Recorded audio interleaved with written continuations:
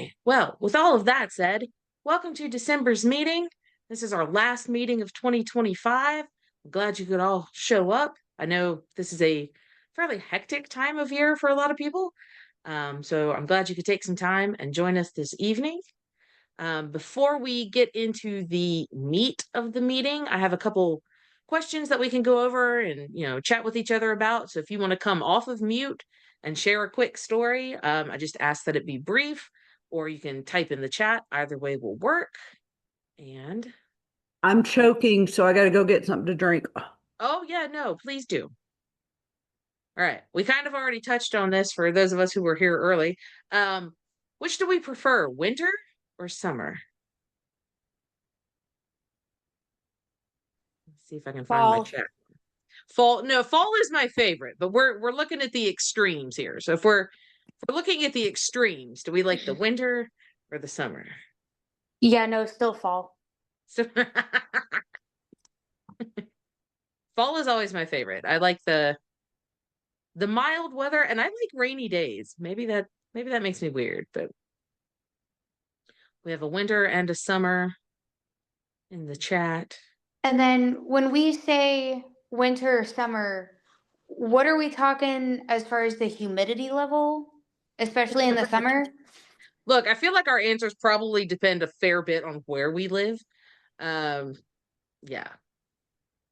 Summer in Virginia, much less humid than the summers I had in Louisiana. That's fair, but I'm like, I personally am not crazy about the humidity, especially in our area in the summer. But then I'm also like, I have a titanium eye socket that does not like the cold. So, No, I could see that. That's a big part of the reason that I'm being contrary and insisting on fall. And look, ask all of these questions. It's I'll allow it's not it. cut and dry for me. You know what I mean? Got you. I got you. Like I said, fall is always my hands down favorite, so I get it. All right. Another popular wintertime thing here, hot chocolate habits. I'm a purist. I want hot chocolate, but I do want my marshmallows because they get all frothy on top. It's my favorite part of hot chocolate. But no whipped cream. No. And I'll take a peppermint stick. Okay. Starbucks, whatever they put in it with a shot of peppermint. Okay. I don't think their peppermint mocha frappuccino. That's I wait all year long for it. I like their caramel brulee latte. That is my wintertime Starbucks drink. Hey, y'all didn't hear this from me, but you can actually get peppermint mocha frappuccinos all year round. They just only advertise them specifically around this time of year. Yeah. But it's literally, a regular mocha frappuccino just with peppermint. And both of those things they have all year round. Oh, Stephanie, you have changed Kim's life. You made my day. I am actively on a military leave of absence from Starbucks, where I worked for about 4 or 5 years before going into the military. So, got you. If you want any more Starbucks secrets, I probably have some. Oh, you're my new favorite person. Right? I got you. Kim is going to survive on the peppermint frappuccinos now and Dr. Pepper. That is, she's going to be well caffeinated for the rest of forever. Awesome. So what about, other than peppermint, because that seems pretty standard, what about other flavors of hot chocolate? So I asked because, for example, my mom has mocha cherry hot chocolate. I'm not sold on. That's interesting. I've had some that has some kind of spicy something in it, like that Mayan chocolate. Okay. That's pretty good. I haven't tried a spicy hot chocolate. Awesome. All right. Well. All right. So again, this kind of comes down to where everybody's at. Do you all get snow days and delays where you are at? Maybe.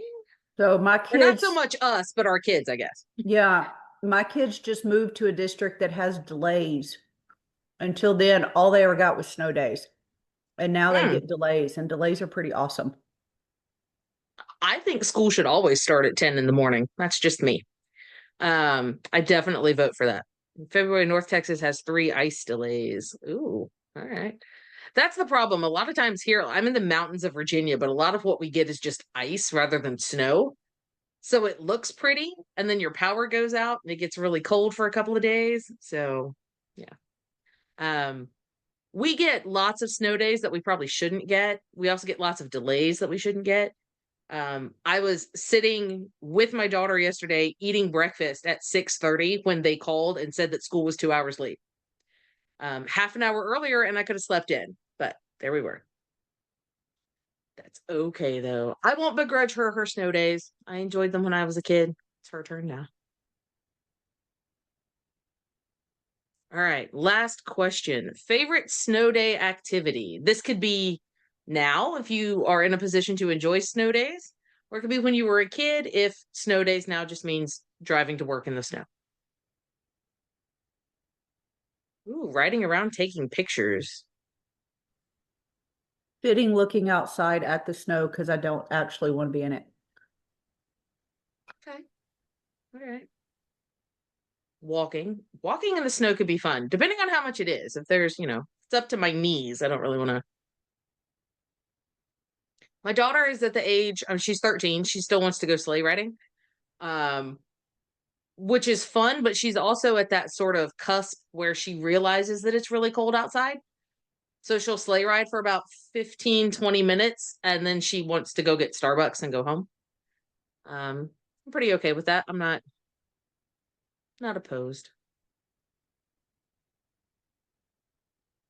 All right. So that was our warm up. Thanks for sharing. We will go over what we did in November real quick. We ended up not really having a November meeting. It got to be a little after 8 and nobody had shown up. So we impromptu had a leadership meeting instead. So we will sort of cover what we would have covered then. In November, we had World Kindness Week, which we celebrated just like last year by playing bingo. And also, just like last year, Miley and Dr. Rush were the ones who won the bingo prizes this year. Miley managed to black out the entire board, and Kim had several rows and columns, but didn't quite get the blackout. We did tally 60 acts of kindness among everybody who participated just in that 1 week. So that was awesome. That was up from, I think we had 52 last year. So that was very cool. Another thing that we did last month, and Kim was in charge of this, was a month of thankfulness. So she posted every single day in November on Facebook asking us to share something that we are thankful for. I was not entirely on top of it every single day, but I tried. I did like to see everybody who did share. A lot of times we would share some of the same things: friends, family, jobs. The right to vote was a popular one on election day. For me, the longer the month goes, the harder it is to think of something. But in that process of trying to come up with something to share, I realize how much I have to be thankful for. So, how many of the little things that I might usually overlook, those are the places that I'm getting to in the middle of the month or certainly by the end of the month. So, for me, that's a good exercise to see beyond the things that always come just to the top of our head. Like I said, friends, family, we're always thankful for those, of course, but the little smaller things that go later on in the month, to me, it's a good exercise to see what all we have going on in our lives and what we have to be thankful for. All right. Earlier in, well, November and then early this month, these are the sort of the last two things that we did for 2025. We sponsored 12 wreaths to be placed at Little Rock National Cemetery. We chose that particular place because Kim lives in Little Rock and because they were something like, was it 6 or 12,000 wreaths short? It was closer to 12. Okay. So we wanted to help out there to try to get them as many wreaths as possible. So we sponsored 12 of those. And they were placed this past Saturday all across the country by volunteers. at all of these different cemeteries. It's something that the university has participated in for a very long time now. Because we had a budget this year, we decided very early on that that was something we were going to help with. And so we did, and we're planning to do it again next year. On the topic of a budget, we had $66 at the very end of November. December 1st was the last day to use that money. And so we made the decision to donate that to Fisher House Foundation. So that was the same group that we had sponsored with our 5K back in September. So that puts us total as a club at about $600 donation for them for the year.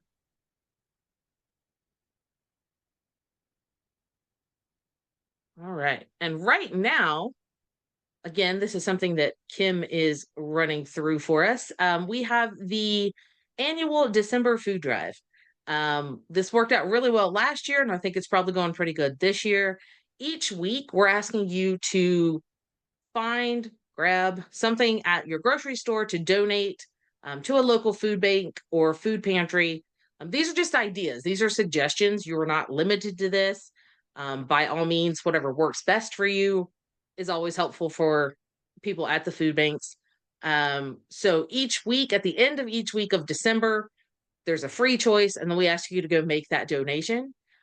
If you have, we would love to see pictures if you have them. Again, acts of kindness are never meant to be bragging points, but they are meant to be inspiration for other people.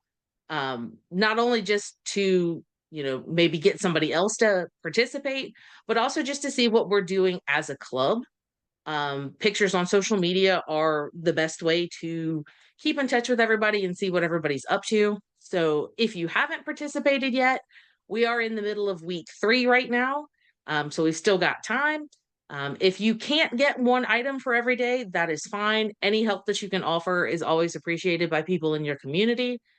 So again, if you have the opportunity, we'd love to see you help out this month with our food drive.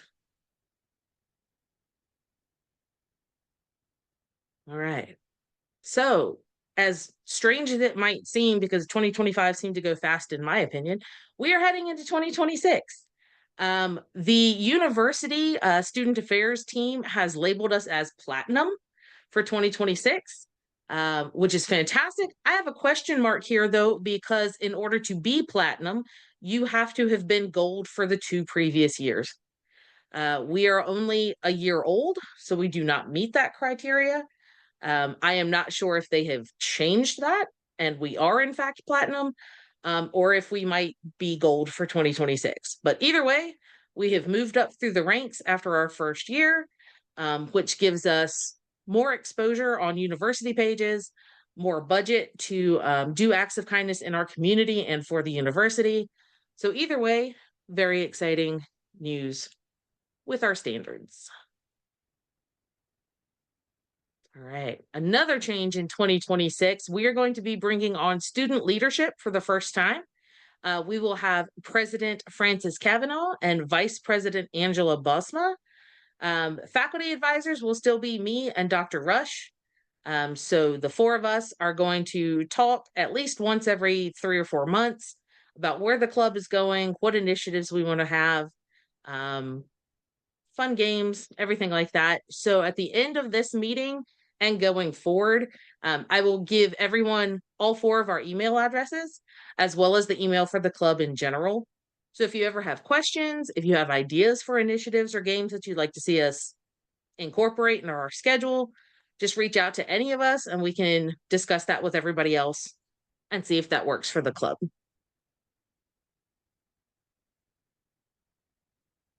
All right. Also in 2026, we are going to make a New Year's resolution as a club, and that is to choose kindness always.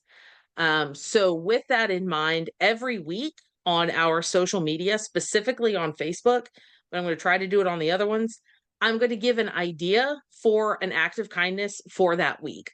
Again, never a limit. Don't look at the Facebook post and say, oh, I can only smile at people this week. No, any act of kindness is always great, is always appreciated. But I wanted to be able to post ideas That was something that you had mentioned on the survey back over the summer, that you wanted us to sort of encourage that and give you ideas that might be a little bit less common. So that will be on socials every single week with a different idea. Again, would love to see what you guys are doing in terms of acts of kindness, whether it has to do with that week's sort of theme or if you've just done something on your own. We'd love to hear about it. So that will start the first week in January. Again, specifically on Facebook, but I will try to do it across all of our socials. All right. Another thing we are going to try are coffee breaks in 2026. We are going to start with one a month starting in January through April. These are going to be hosted by Francis, Angela, myself, and Dr. Rush. We're going to choose different days and different times because I know finding one particular time for everybody to come together at is impossible. So by doing it on different days and at different times, we're hoping we can get people in other time zones involved. These are going to be held on Zoom, and they're really just a place to come hang out. We expect they'll be, 15, 30 minutes long. If things are going great and everybody's chit-chatting, then we can keep having them longer. If nobody shows up, that's fine too. But this is something we wanted to try. Again, just to see if we can get people involved from other time zones. Each month, the specific date and time will be sent out with the link and meeting information at least 2 times in advance. This should hopefully help everybody to plan, if you are going to try to make it. And if this is something that takes off after April, then we will keep doing it. And if not, we'll see what other ideas we can come up with.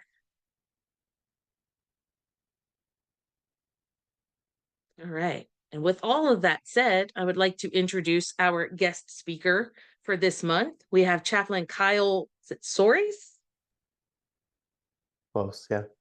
Oh, okay, sorry, I tried. We're gonna have him talk because this time of year can be stressful. As much fun as it is, as joyous as it is, it can also be a time where people struggle with mental health. And so we thought it might be a good idea to have him come and talk to us, give us some ideas maybe about how to stay grounded and positive. So I will turn it over to you. And if you need to or want to, you should be able to share your screen. Oh, no, I'm Okay. just going to talk, or hopefully we'll interact a little bit. Sure. So my name's Kyle. I'm one of the chaplains. A little bit about me that I've been with the university since 2019. I've been a chaplain since 2016.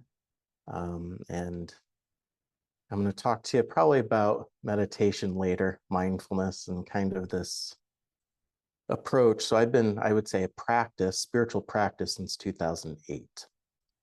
So that's kind of where I'm coming from. It's from my experience when I was trying to holiday stress.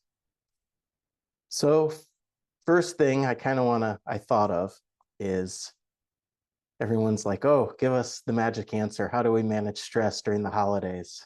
And the thing is, it's a little difficult if you don't practice managing stress during the non-holidays.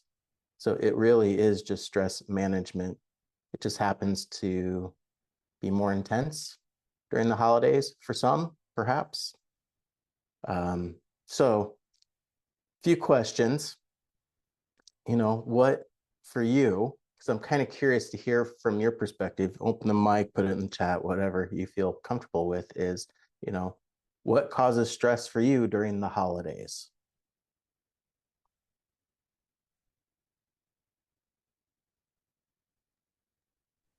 Yeah, I'll I'll chime in say- real quick. Oh, go ahead, Kim. Nope, you go. Oh, darn. Okay. I'm gonna say family. I love my family. We are very close.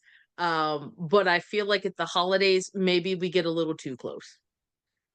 So managing family expectations is a little bit stressful.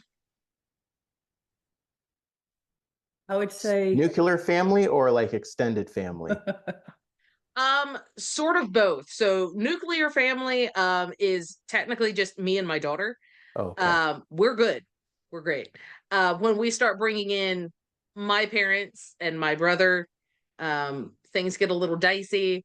My brother wants to still hang out with our aunts and uncles and cousins and everybody, but everybody's married and has kids, and so it doesn't really come together like it used to. Um, and then my daughter also has some stress with her dad's side of the family, which I don't deal with anymore, which is actually a stress reliever for me. But she has a lot of stress with dealing with them because she doesn't see them often. Um, so nuclear and extended, Okay. Yeah, that makes kind of sense. everybody. Messiness of family dynamics. I would say mine is time management because there's these things that we do every year and trying to fit them all in Mm. and fit them around everything. And sometimes it gets stressful. Sometimes it feels like we're just got a checklist that we have to do these things instead of appreciating doing because we have to get them done. I bet others can relate with that. Got buying gifts, not from a financial aspect, from the making it special part. Yep, I'm not a good gift giver. I actually have that on my list. Finding the perfect gift can be stressful. Those somehow we put expectations on ourselves. There's something funny with family that someone told me a long time ago. Like, as a meditator, you're like, oh, I'm so much more peaceful. I can be with I'm fine. I'll be fine with my family. And yet the whole practice, everything just goes out the window with family. And the person told me it's because they know how to push your buttons. They're the ones who installed them in the first place. And so to really test yourself, that's how you know you're progressing. Like, okay, it's not so bad. No, family is fun. Anyone else got anything they want to share? So I have, because this came up in my meditation group for faculty and staff. They asked me this last month. And this is what they said. So family, planning, the time management and the planning, and seems like no one else helps them. I got that sense. So there's the coordinating because there is all that family, got to go to this family, got to go to this family, and this day and this day and this time. And then I don't know, I don't have kids, but I watch other people with small kids and trying to coordinate their nap times and their moods and stuff. It's does get a little hectic to manage all that. Shopping stressful for me. I just and I can see how shopping is stressful, or that expectation, as you said, buying the gifts. That's one of the things. Like, did you get all your shopping done? Like that's just a common question. Where are you going? What are you doing? So all this, somehow we all relate with it. Hosting, if you're a host, your families, the hosting, the cooking, the cleaning, that's a lot on top of the how many hours. And then you kind of brought it up, it's kind of more mental health stress. So I know for me personally, I lost both grandparents around Thanksgiving. I'm okay, but other people lose loved ones around the holidays, or those in the military, they can't see their loved ones. So there is this grief that also can arise from not being able to connect with family, or have it be, you mentioned that, like, because everyone gets married and things change and it's not how it used to be. So even that is grieving the past and how it used to be, and the good old days. And so all this stuff just creates stress, is kind of the umbrella word for it, is stress. So now moving on to many events. Yeah, it's the too much, you named it. It's that checklist. I got this to do, this to do, this to do. And every day to-do list, they never end. There's always stuff to do, and there's always expectations we either put on ourselves or others are putting on us to get it done a certain way at a certain time. And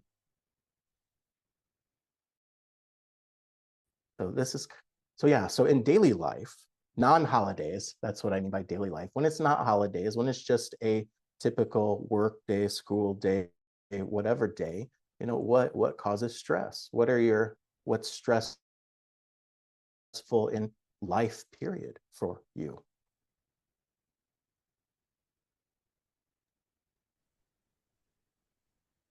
I'm waiting on you this time. You get to go first. Same sort of thing. To-do list. I've got that to-do list and it hangs over me, and coordinating the kids' stuff and coordinating everybody else's stuff. Yeah. Yeah, Probably mine a was little more kind of that intense on same the thing. I've holidays. got the end of the semester, so December, I have my daughter's plays at school, my daughter's violin recitals, final grades right after Thanksgiving, new classes starting right after Thanksgiving, final grades due the week after Christmas. All of those things, which are normal things, on top of all of the holiday stuff, makes it feel like a lot more than usual. Yeah. Yeah, I think that's the thing about holidays, why we label it holiday stress.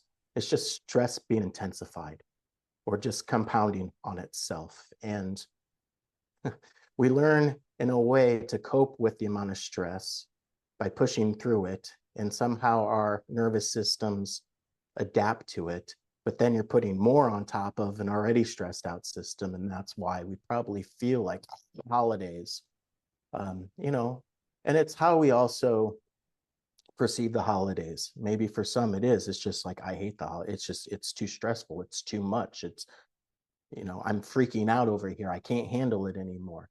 The other side is, I love the holidays. I get to be with my family. I never see them. I get to give generosity and giving. And I love the music, and like, there's stuff. It's just kind of how we relate with things, how we relate with the holidays, that also impacts our levels of stress.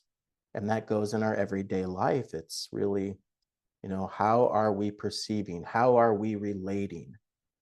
Oftentimes it's easy to blame. It's that to-do list. It's my boss. It's my teacher. It's this person. It's the circumstances. It's and we blame it because it's out of our control. We can't do anything. But yet how often do we look like, how am I relating with what's out of control? What can we control? And that's our attitude, in a way, our way we relate, the way we respond.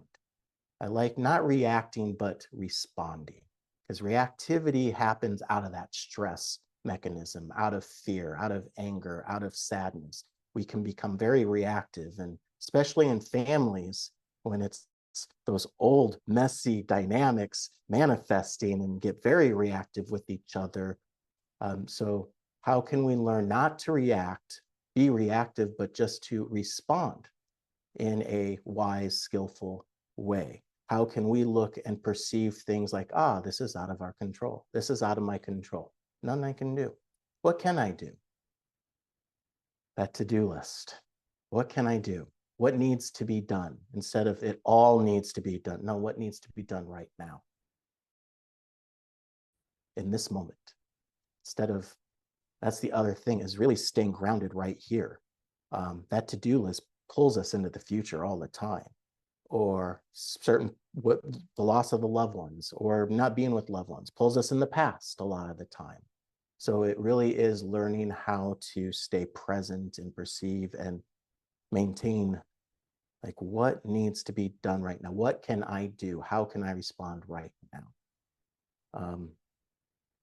We'll check my notes here. We are worn out because of stress. It really is it.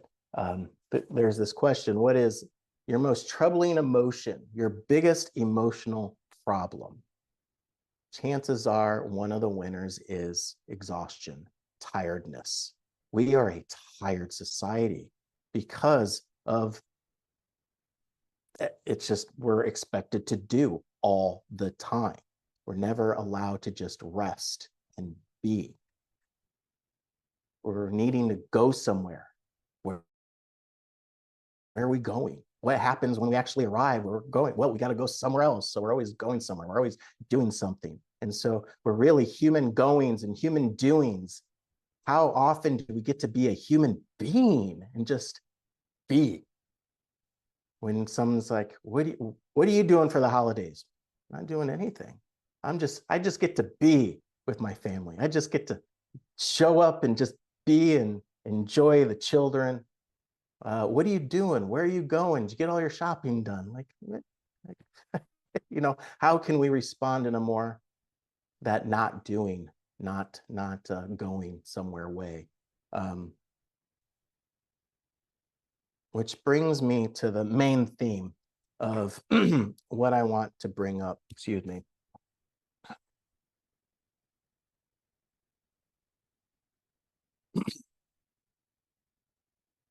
Doing and non-doing, or a better way I relate with it, efforting and not efforting, and really being aware of how we effort in life, how we effort around the holidays. We need to do. If we don't do anything, you know, that's going to create problems too, and that's going to create stress too. It really is about finding a balance. So there's times to do, and there's times to be, and rest, and relax, and enjoy life. So the effort, there is a required amount of effort in doing. There's even a required amount of effort in being. To do nothing is still doing something. It's nothing. That's what I'm doing, nothing doing. But how often are we over efforting, striving, kind of running our batteries out too fast, not allowing ourselves to recharge? It's the simile of the phone. I mean, you look at your phone, your mobile, your tablet, your computer, whatever, our age of electronics. Do you let it get to zero? Maybe on accident, it does happen, but we see it hit red. Oh, got to plug it in, got to set it down, got to be away from it for a while and let it recharge, right? Why don't we do that ourselves? Why don't we set ourselves down? Why don't we get away from what's draining us, power down in a way, go on standby? And yet, how often is it on 100% too? Like most often we get it charged to 100% and then it's able to function a lot better. The same goes for us. You know, we have so much energy, so much time. It's a resource, and we really have to learn how to manage it. So reflecting on what gives you energy, what helps you recharge. Trying to think for me, I could share what helps me recharge. Going on nature walks. Love going, just walking with the dog and just being in nature, listening to the birds when it's, you know, spring or fall, not harsh extremes of winter and summer. What recharges me? Teaching actually recharges me. This. So I'll have a little, I'll be a little up for a while after this. I don't know why, but it's just something that energizes me. You know, what drains me? Being around a lot of people. I'm an introvert, so being around a lot of people and constantly having to relate with people, or as a chaplain, talking with someone through really intense emotions and issues and really heavy stuff, like, whoo, that can drain me. And I have to learn, like, okay, I can't talk to someone right now. I need to go meditate. That's my main way of recharging, or even take a nap. Napping is a great thing. So really reflecting on, you know, what gives you energy, what drains your energy. On top of then when you have that energy, how are you using it? The efforting, that to-do list. When you're going through the to-do list, are you really just putting in the necessary energy, or are we putting in too much energy so we can get more done? And usually what happens is we actually get less done. Simile for story. I like this one. So it takes energy. Can everyone see me? Hold this cup, right? If I hold this, how long do you think I could hold? Could I hold this for an hour like this? 2 hours? No, not at all. In 5 minutes, I'm gonna start feeling a little sore, a little tired. If I tried to go 20 minutes, there's no way. It would be excruciating. It's not heavy. It's not heavy at all. It's very light. It's easy to hold, but the longer and the more effort I'm putting into holding it, especially if I'm trying to hold it a certain way and have it be, oops, can't use my other hand. That's help. Can't ask. All right. So what do we do when the arm gets tired? What do I do with this cup? I'm already feeling it, trying to hold it up. I can start feeling the muscle feel a little sore. You know what we do? I'm going to set that down for a minute. Okay. Rest. All right. Now I can pick it back up. All right. Not so sore. I can hold it. Oh, it's going to get sore. Okay. I'm going to just set that down again and just rest. It's always going to be there. That to-do list is always going to be there. The things we have, our expectation, all that stuff is always there. You know, how much of it is necessary? Because sometimes, like, I don't need that cup. I can let go of that cup. I don't have to pick that cup up ever again because it does. What does that cup do for me? You know, it leaks. It doesn't hold liquid. So I no need to pick it up. So how much of that stuff in our life are we really holding on to that we could truly release, let go? The idea is really finding, I'm efforting, and then it's like, oh, time to rest. I need a rest so I can recharge, and then I can put in the effort. And if we do this idea of effortless effort,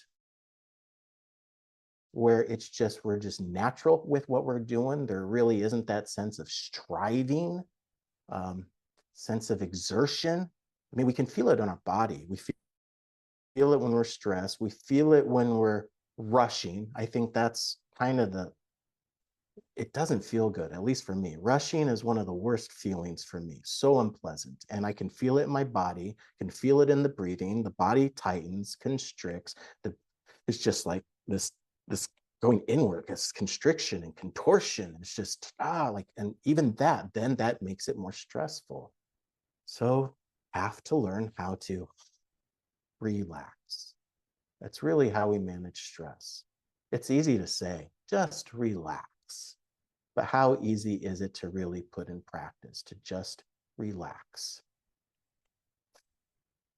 And that's why I say it's practice. You practice this through different ways. Oh, I like this line. I wrote this down. So the holidays, especially this season, it's really cold out. And because it's cold out, that means it's time to chill. Just chill out. That's what it means. You know, catch up on your sleep. What do you do to relax? What does doing nothing look like to you? Maybe that creates anxiety. We're not used to just not doing anything. There's this sense, there's this just programming like, I need to be productive. I need to be doing something. So even that, working and being with that and trying to let that go, it's like, no, right now, no, you have permission to just be. The image of what do you do when I walk to a park or you walk to a park, you sit on a park bench. What's there to do sitting on a park bench? Nothing. You're just being in the park. You're just being with whatever's happening around you. You're being with the sights and the sounds and the smells. You're just being there. There's nowhere to go. There's nothing to do. I'm just sitting here on a park bench. And that's that idea of that just being, not really efforting. You're putting in effort, but it's effortless effort. There's really, don't have to think about it. You just do it. Question, when's the last time you really relaxed? When you had some time off, just took an hour to really chill. All right. So if I'm being honest, I will take time to do nothing, which a lot of time looks like playing Minecraft. But I will do something where I can turn my brain off. I can just have a good time, or I can, play the video game, watch a video, something like that. My problem though is when I do that, I feel bad about it. So it's not that I don't take the time to do it, but I feel bad while I'm doing it because I still have that to-do list. Very insightful. It's good insight into that. Speaking of kindness, can you be kind to yourself when that happens? And just, hey, I'm being kind to me. It's okay. And really take that, again, it's how we're relating with it. So there's something there that's like, shame on you. Like, what is that? And can you let that go and just, that's nonsense. And really just, that's not necessary. I can set that down. And it really, that How late we are in the week and when grading is due. Sometimes, no, I can't set that down. Yeah. And that's fair. Like that's the thing. It's, there's this phrase, a lot of this efforting is willpower. We will it to happen. We will it to be done. But that's not skillful. So instead of willpower, use wisdom power. What is the wise thing to do? So what is necessary? And what is the best way to do this right now? Can this wait till tomorrow or a different day? And also that wisdom power is, I don't have the energy. I know for me, if I'm to relate with someone, there's a time where I'm like, I have to reschedule with you because I'm just not present. I'm too tired, and there's no way I can be helpful if I just force myself to have this conversation with you. We need to reschedule so I can better serve you. I try not to do that, but sometimes that happens.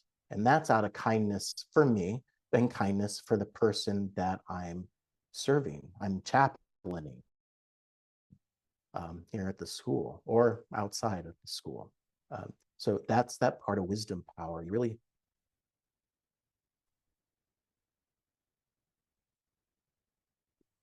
I have it written. I'm going to go, okay.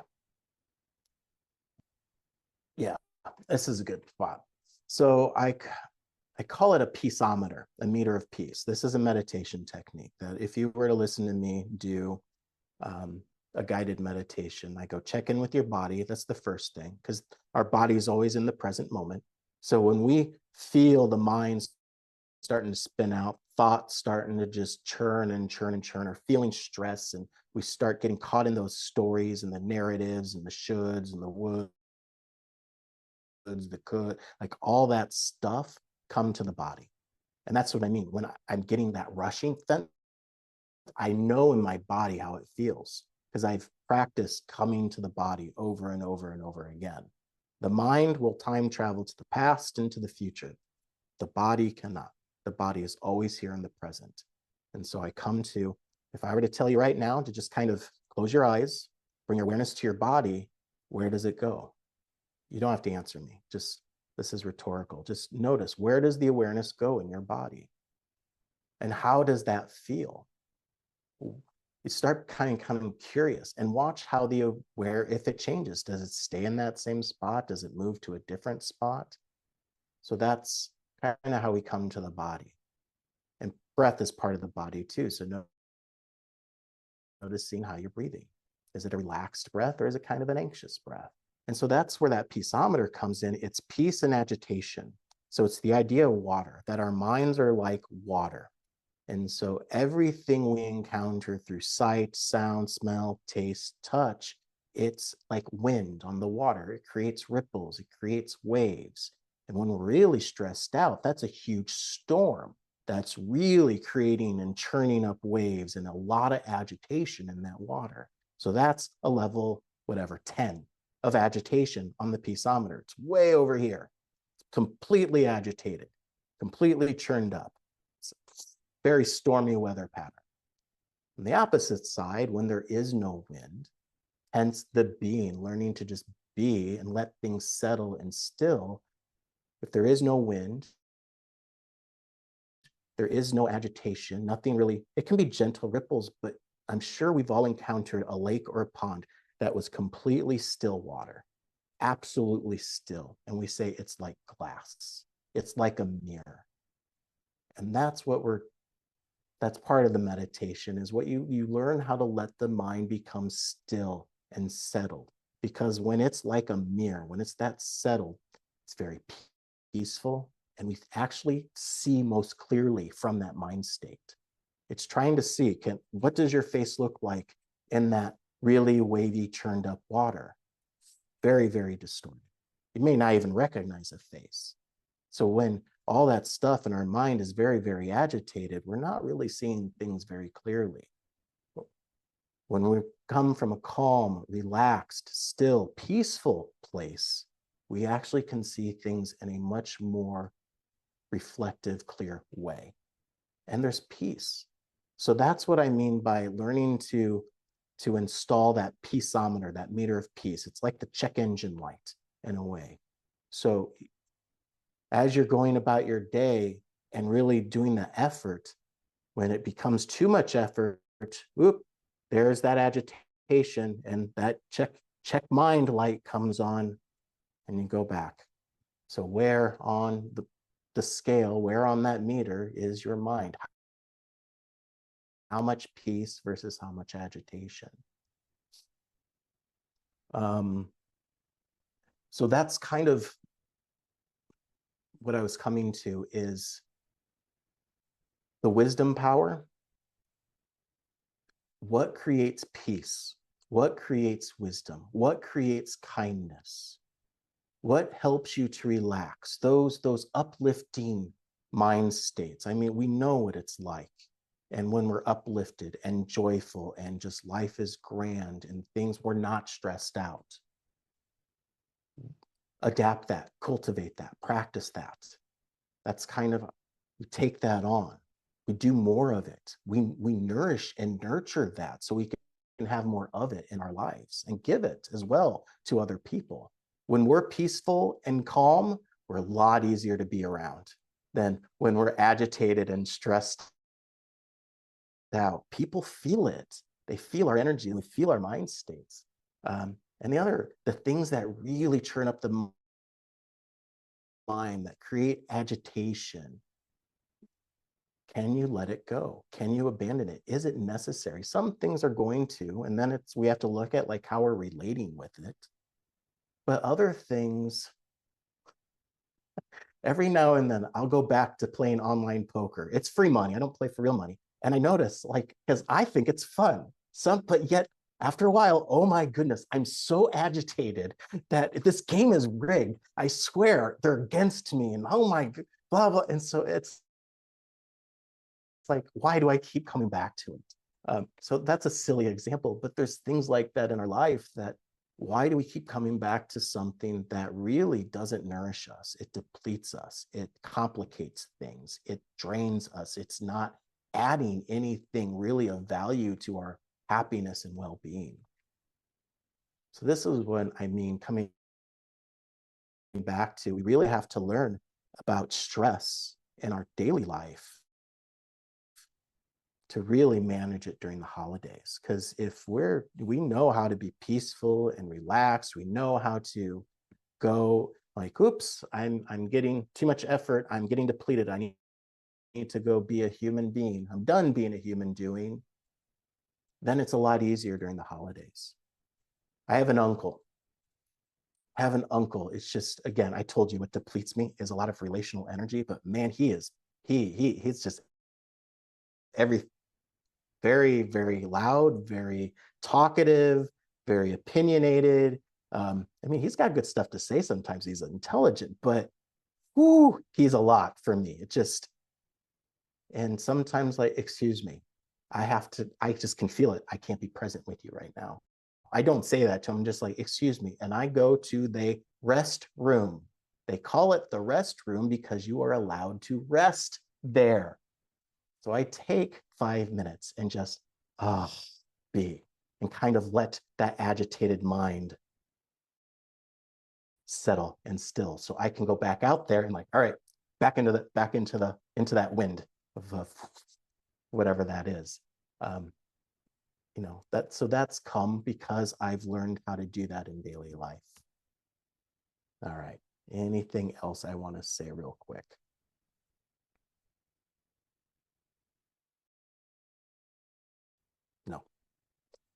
Quickly, we have for the mental health resources. That's another thing. So like I said, I'm one of the chaplains at the university. We have what's called chaplain services. And if you just need someone to talk to, if you are feeling overwhelmed, stressed out, or even want to talk, need an advocate, a student advocate, if you're a student, faculty, staff is also can talk to us chaplains. We're a listening presence, I would say. Technically we're emotional and spiritual support, whatever that means. But really for me, it's just tell me what's going on, because sometimes it's good to talk about it, process it. And I'm someone, I like the image. I am a dustbin. You can sweep all your garbage and dust into this dustbin, but don't worry, I have a hole in it, so I won't hold on to it. You get rid of it and I can just let it go for you. And so that's kind of the image I think of as a chaplain. So to contact the chaplains, it's chaplain@apus.edu. Just send an email and we can schedule an appointment and talk that way. There's also, the school has sourced out, I don't know what you call it. It's called You Will. That's who it's teletherapy. So if you really want to talk to an actual therapist who has training in therapy and therapeutic techniques, because I am not a therapist, I am not at all. But certain things you might want to talk to a therapist. So you just, again, email the chaplains and we'll tell you how to get there. But you just sign up with your student email and you'll get 3 free sessions it's a huge database of therapists. And if you want to keep talking after the 3 sessions, you email the chaplains and we give you more. So you can really have as many as you want while you're a student in school. So those are our mental health resources that are available to you at the school when you are feeling stressed out, be it through school, through life, mainly through life. Life is stressful. That's just a fact. But we can, it's just, how do you relate with it? So with that, I will open it up and see if there's any comments or any questions or anything. Just kind of open the space and see what arises.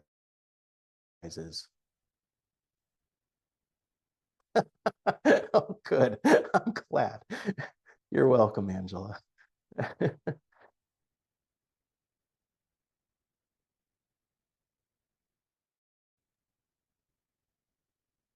I don't think I've got anything to add, but I did really like, I've only been able to come to one of the meditation sessions that you do. It was really helpful and it got me, I could feel that it lasted at least a week, probably closer to 2 weeks before I was like, I need to go again. Wow. And then, my to-do list got in the way and I haven't been able to do that yet. But I do really like that that is something available. And I know it's faculty and staff right now, but I do really feel like that is helpful. And I like the fact that the university emphasizes that and sends out the email because they want us to take care of ourselves so that we can take care of other people as well. So I really do appreciate all of that you guys do on that side of things and the mental health resources as well. Yeah, glad to hear that. That's quite impactful if it lasted even a week. Like, wow. It was good. It was good. We're just doing it once. Yeah. Yeah, ideally I would love to get a student. I don't know. It's all the logistics. I don't do that stuff. So I have no idea how to make it possible to have a student meditation group similar to that. Or if, I don't know, we've asked if we can allow students into that faculty and staff group, but I think we've decided like, no, have one and have one for another. So if any ideas, talk to your people if you want it to happen.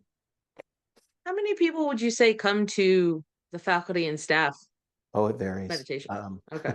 The last one was 6 because of meetings, but we've had over 50 quite a few times. It's quite surprising. I would say on average 30 to 30, 40, 50 in that range, which it's different because everyone has their screen off. So thank you for keeping your screens on. At least it feels like I'm talking to somebody. When everyone has their screens off, it's hard to gauge. It's talking. Yeah. Yeah. It does make it feel a little more real when you can see the people you're talking to. So I do like that. I do try to keep it on. There'll be times if I'm multitasking that but awesome. I really appreciate you taking the time to come talk to us tonight. Yeah. Thanks for having me and inviting me. Yeah, of Like I course. said, I'll be a little uplifted for a while. I really enjoy talking about this type of stuff. Well, good. That's fantastic. We would love to have you back sometime. Um, Mental health is one of those things we like to emphasize. Self-kindness is something we like to emphasize, which I think goes hand in hand. So, yeah, we will definitely like to have you come back sometime. So, thank you Anytime. again. And if nobody has any questions or anything else, I believe that is us until the new year. So, thank you for coming out. We'll see y'all next time. Thank you so much.